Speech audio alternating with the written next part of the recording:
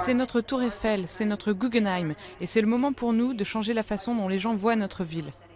Dessiné par des architectes américains, ce bâtiment futuriste est le Titanic Belfast, un musée flambant neuf consacré à l'histoire du Titanic, de sa conception jusqu'à son naufrage. Ses murs s'élancent comme des proues de navires dans la zone des anciens chantiers navals où le Titanic a été construit au début du siècle. Il a sombré il y a près de 100 ans après avoir heurté un iceberg, faisant plus de 1500 morts parmi ses 2224 passagers. 100 ans, le temps qu'il a fallu à la ville pour se réapproprier son passé. Il a fallu un certain nombre de décennies à Belfast pour faire le deuil de ce naufrage tragique et des vies perdues.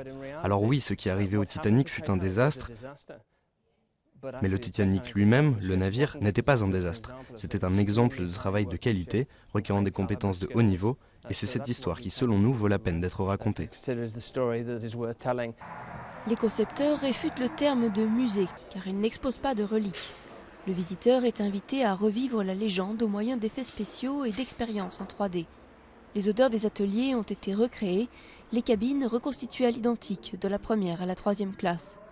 Et la liste d'attente est déjà longue pour jouer à Léo et Kate et célébrer son mariage dans la salle de conférence avec une réplique du fameux escalier d'apparat du paquebot.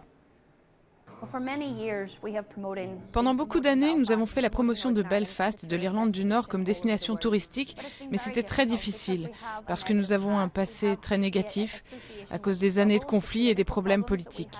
Donc maintenant, Titanic Belfast, c'est l'histoire qui va nous aider à attirer des visiteurs du monde entier, et ça va apporter de l'argent à notre économie. Le musée a coûté 117 millions d'euros provenant de fonds privés et publics. Mais 425 000 visiteurs sont attendus la première année et Belfast espère bien attirer les touristes étrangers, et notamment asiatiques, qui s'aventurent encore peu en Irlande du Nord.